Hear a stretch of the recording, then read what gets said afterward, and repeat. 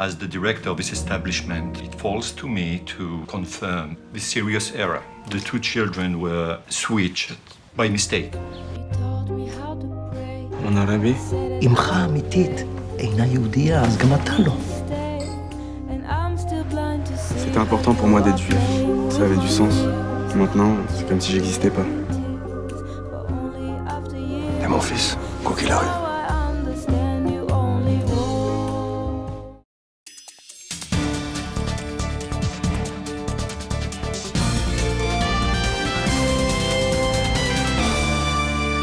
The Jewish Channel's Week in Review. What early elections mean for Israel, the United States, and Iran. This top-selling Israeli cellist gets biblical, hanging out with the Globetrotters to battle bullying, and more of the Jewish news that's changing your world right now in this episode of the Week in Review. Hello, and welcome to the Jewish Channel's Week in Review. I'm Stephen I. Weiss. Israel is heading toward early elections, likely to take place before the coming winter is over.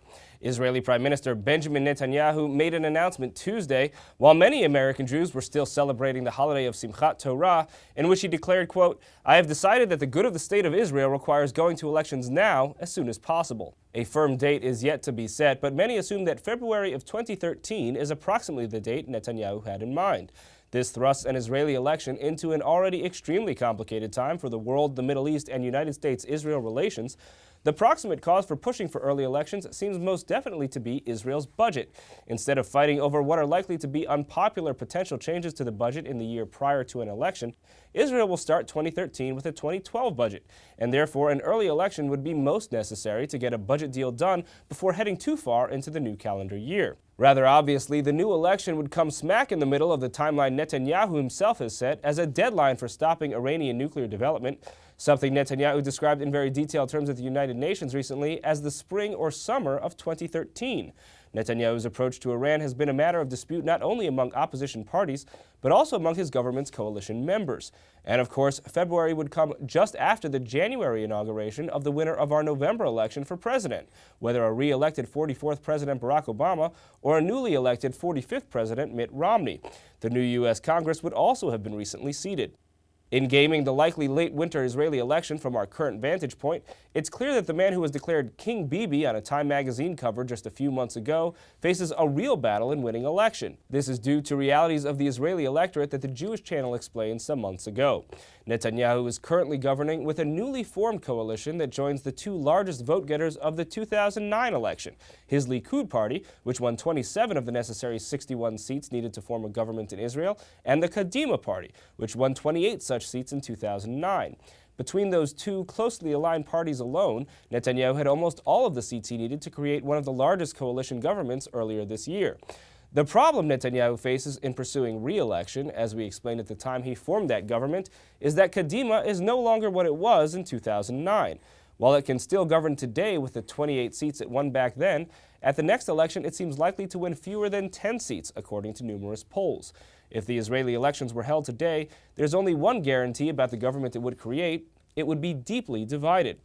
Taking as a good example a poll conducted recently by Haaretz, Likud would likely need to keep its current compatriots of the far-right Yisrael Beitenu party of Avigdor Lieberman, who's recently been outspoken in his criticism of Netanyahu, as well as the major ultra-Orthodox party Shas, with Netanyahu's acceding to ultra-Orthodox demands on the military draft and the Israeli budget being key criticisms lobbed at him from almost every other part of Israeli society.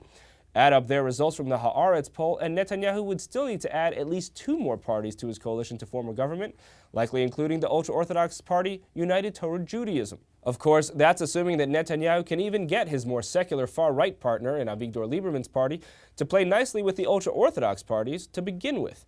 Indeed, the growing influence of the ultra-Orthodox suggests the election will largely turn on this part of the electorate, with a new government assembled in large part either as an effort to work with or an effort to work against the ultra-Orthodox. The path to victory for a liberal coalition is even harder to discern.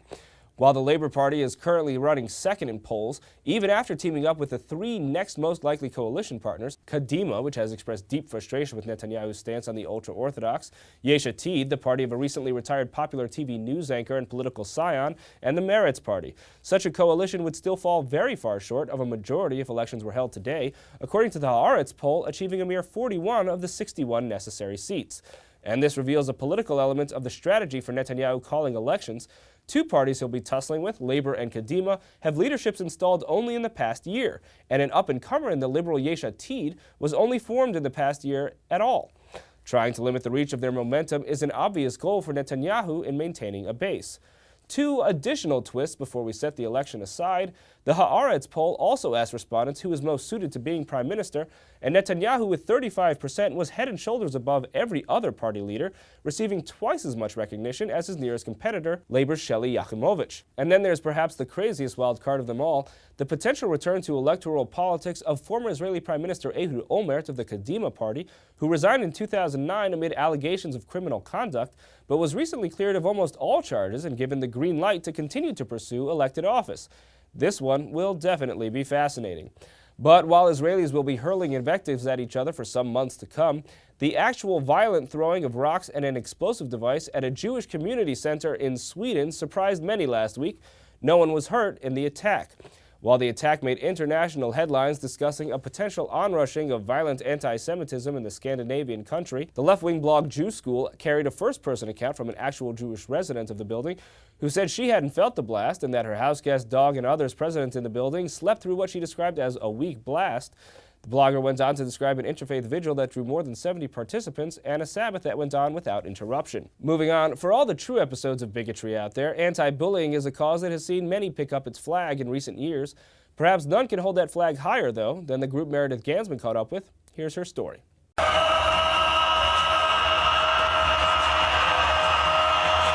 The Harlem Globetrotters spin, dance, and dunk with showmanship, and have been doing so since 1926, when Jewish businessman Abe Saperstein formed a small basketball team called the Savoy Big Five in order to promote the Savoy Ballroom in Chicago. But team member Cheese, that's his roster name, explained how the Savoy Big Five became the Harlem Globetrotters. We got the name Harlem because at the time, Harlem was the hub for African American. So Abe Saperstein, a genius as he was in marketing, used Harlem to put it in front of Globetrotters because they traveled. At that time, they never traveled the globe. So it was all a future thing. And from there, we became the Harlem Globetrotters. It's still going on, 87 years and still going. The Harlem Globetrotters have a long Jewish history, and in honor of the first National Anti-Bullying Month, they're bringing one of their initiatives, and the basketball, of course, to their new home in Brooklyn. At an after-school program at the Jewish Community House of Bensonhurst last week, the Harlem Globetrotters brought their ABCs of bullying prevention to teach kids about more than just throwing a ball around. As you know, bullying is a big problem that we face not only in our schools but in our communities. So we launched this initiative to, help with that. We call it the ABCs of bullying prevention. A stands for action, B stands for bravery, and C stands for compassion. And we showed them how they could use those to help people that may be under the influence of being bullied or someone who's probably just bullying, they can help each other. Teaching through sport brings these lessons to life. We work together as a team, and we show a lot of compassion to each other, these are my brothers and we're all good friends. And friends is something that, bullies really don't like. They want to pick on people who might feel alone or, not have that many friends. So being friends and being teammates with each other will help prevent bullying. And although I've dabbled in pro basketball before, hanging out with the Harlem Globetrotters took my game to new heights.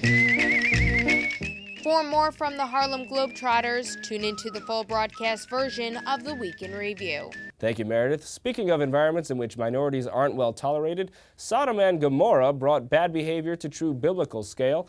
And for a #1 selling musician who's previously achieved fame for her work interpreting Led Zeppelin, there's a new work that takes Salt Pillars to new heights. Israeli-born and raised musician Maya Beiser has been described as a cello goddess and a postmodern diva with virtuoso chops and rock star charisma. Surely not descriptors one associates with the cello, but defying stuffy expectations of classical music is one of Beiser's goals as an artist. For me, what's important is to really create something new and also to connect to the culture today and to make a statement to what is relevant to us today. And Beiser is attempting to do just that with her new cello opera, Elsewhere, which she created in collaboration with theater director Robert Woodruff. At her home in Riverdale, New York, Beiser explained how the cello opera came about. I really like to sort of reinvent the concept of concert and create an event. This piece incorporates music, dance, theater, visuals, text, and singing. And it's all integrated into one whole, which is the cello opera, but all the music comes from the cello. But while Beiser seeks reinvention, her work is also firmly rooted in the past, including in her Jewish heritage. Elsewhere is partly inspired by the biblical story of Lot's wife, who it says was turned into a pillar of salt when she defied God's orders in turning back to look at the destruction of Sodom. I think that she was a brave woman who just couldn't turn her back to her people, you know, and I think that's a different way to look at it. For more from cellist Maya Beiser, watch the full broadcast version of the Week in Review.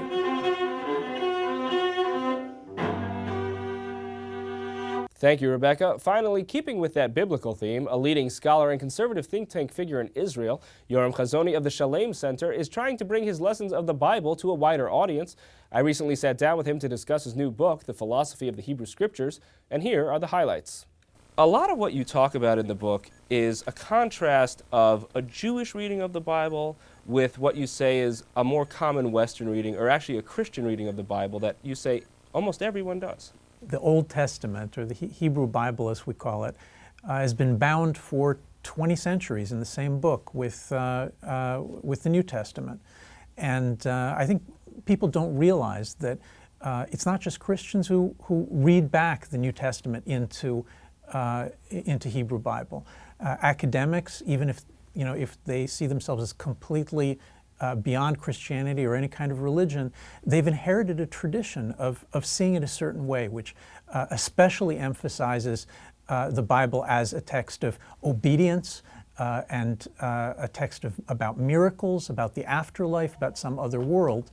And that's not necessarily the way that the prophets and the scholars who originally wrote it and put these texts together, how they saw it. Do you think Jews read that way too, commonly? Well, there has been some kind of, look, especially since the Middle Ages, there's definitely been an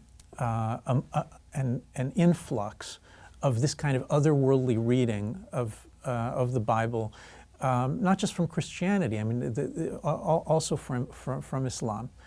But I think that it's still possible for us once we say, look, I'm really interested in trying to set that aside and see what the texts originally were saying, to read them as being mostly about other things. You can see the rest of my interview with Yoram Chazoni in the weekly news category of the Jewish Channel's on-demand menu on cable. That's all for this week from all of us here at the Jewish Channel. Be well. The Jewish Channel is available on cable. Time Warner Cable Channel 528, IO Optimum Channel 291, RCN Channel 268, Bright House Channel 330, Verizon Fios Channel 900, Cox Channel 1, Frontier Communications, and now on Comcast Cable in the on-demand menu under Premium Channels. For more information, visit tjctv.com.